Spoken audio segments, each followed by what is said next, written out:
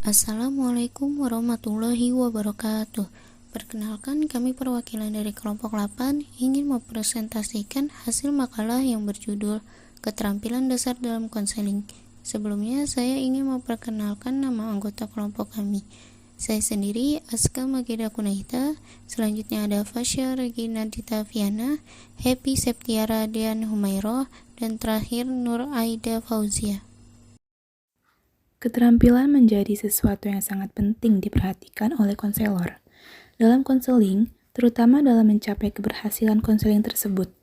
Dalam proses konseling, ada 3 keterampilan ini sangat penting dan sangat perlu diperhatikan oleh konselor, yaitu yang pertama, mendengarkan dan memperhatikan apa yang sedang disampaikan secara verbal maupun nonverbal oleh klien.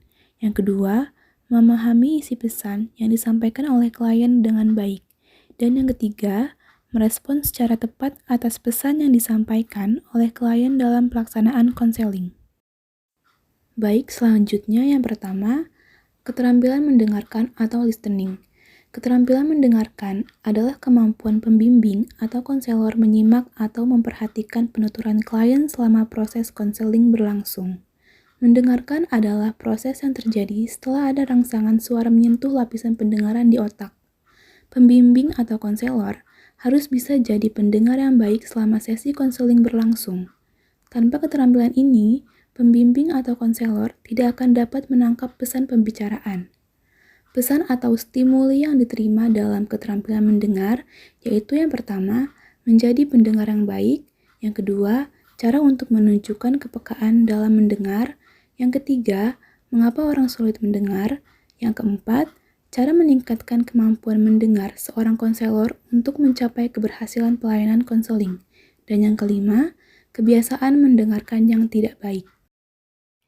Yang kedua, memahami. Memahami dalam konseling merupakan suatu bentuk interaksi komunikasi antara konselor dan klien atau konseli, di mana konselor adalah orang yang memiliki peran utama terhadap keberhasilan konseling. Dengan berusaha memahami klien, konselor juga mendapatkan pelajaran dan pengalaman dari diri mereka. Memahami dengan sepenuh hati dan mengambil kesimpulan dari pembicaraan klien itu penting, agar kita tidak salah dalam mengarahkan klien tersebut. Tujuan dalam memahami konseli yaitu agar mampu menerima keadaan konseli seperti apa adanya dan sekaligus dari segi kelebihan maupun kekurangannya. Agar konselor mampu memperlakukan konseli sebagaimana mestinya.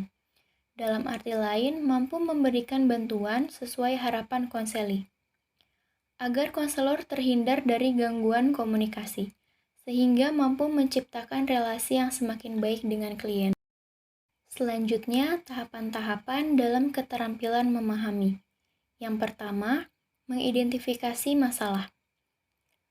Pada langkah ini, yang harus diperhatikan oleh konselor adalah mengenal gejala-gejala awal dari suatu masalah yang sedang dihadapi oleh konseli.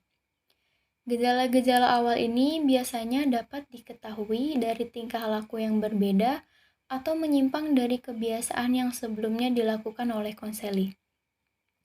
Untuk mengetahui gejala-gejala awal ini harus dilakukan secara teliti dan berhati-hati, dengan memperhatikan gejala-gejala yang tampak. Selanjutnya dianalisis dan dievaluasi. Disinilah dibutuhkan kejelian konselor dalam mengenali konselinya. Yang kedua, melakukan diagnosis. Setelah masalah dapat diidentifikasi, pada langkah diagnosis ini adalah menetapkan masalah tersebut berdasarkan analisis latar belakang yang menjadi penyebab timbulnya masalah. Hal yang paling penting dari tahapan diagnosis ini adalah kegiatan pengumpulan data mengenai berbagai hal yang melatar belakangi atau menyebabkan gejala-gejala yang terjadi. Setelah informasi terkumpul, selanjutnya dilakukan analisis maupun sintesis, kemudian dilihat keterkaitan antara informasi latar belakang dengan gejala yang nampak atau yang terjadi pada konseli. Yang ketiga, menetapkan prognosis. Dalam tahapan prognosis ini, seorang konselor bersama konseli mampu menetapkan alternatif tindakan yang akan dilakukan setelah proses konseling. Prognosis ini ditetapkan berangkat dari diagnosis atau masalah yang sedang dihadapi oleh klien. Dari rumusan jenis masalah yang sedang dihadapi konseli, selanjutnya dibuat alternatif tindakan. Yang keempat, evaluasi dan tindak lanjut. Pelayanan konseling yang dilakukan juga melalui tahap evaluasi. Evaluasi dapat dilakukan pada proses dan akhir konseling. Evaluasi dapat dilakukan pada setiap tahap atau setelah melakukan beberapa kali wawancara konseling. Evaluasi dalam pelayanan konseling hendaknya evaluasi yang berkelanjutan, karena bisa saja masalah yang disampaikan konseli berubah-ubah dengan topik yang baru, sehingga setiap step masalah sebaiknya selalu melalui evaluasi yang mendalam. C. Merespon.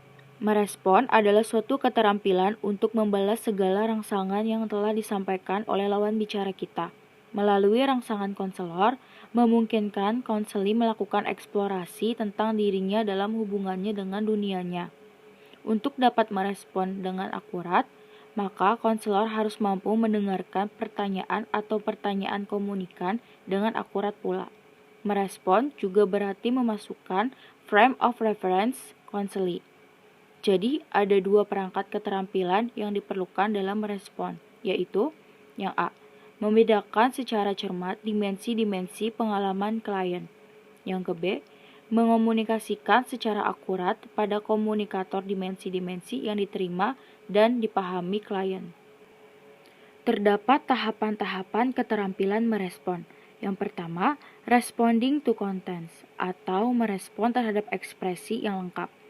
Konselor harus mampu memutuskan dan merespon apa yang disampaikan oleh konseli dengan memberikan pertanyaan terbuka sebagai bentuk respon terhadap apa yang disampaikan konseli. Kata tanya tersebut dapat diformulasikan seperti siapa dan apa saja yang terlibat, apa yang mereka lakukan, mengapa dan bagaimana mereka melakukannya. Yang kedua, ada responding to feeling, atau merespon perasaan konseli. Responding to feeling adalah upaya konselor untuk memberi tanggapan terhadap ekspresi perasaan-perasaan konseli yang muncul dalam setiap ungkapan dan perilakunya. Konseli dapat mengekspresikan secara verbal dan langsung perasaan-perasaan yang menguasai mereka atau hanya mengekspresikan perasaan mereka secara tidak langsung melalui nada suara atau penggambaran situasi yang mereka temui. Intinya dari keterampilan ini adalah pemberian respon terhadap perasaan mencangkup proses bertanya dan menjawab pertanyaan tentang empati dan pengembangan respon yang tepat terhadap perasaan-perasaan klien. Dan yang ketiga, responding to meaning, atau merespon isi dan perasaan konseli. Merespon secara terpisah terhadap perasaan atau isi ekspresi konseli saja tidak cukup. Respon kita harus diperkaya dengan cara menaruh perasaan dan isi ekspresi secara bersamaan dengan konseli. Isi digunakan untuk membuat perasaan menjadi lebih berarti. Isi memberikan pemaknaan intelektual terhadap ekspresi konseli tentang pengalaman mereka. Perasaan memberikan pemaknaan emosional terhadap ekspresi konseli tentang pengalaman mereka. Responding menekankan pada pembuatan respon timbal balik yang menggambarkan perasaan dan isi ungkapan kedua pihak, konselor, dan klien. Sekian presentasi dari kelompok kami, kurang lebihnya mohon maaf. Wabillahi taufiq wal hidayah. Wassalamualaikum warahmatullahi wabarakatuh. Dan yang ingin bertanya, dipersilahkan.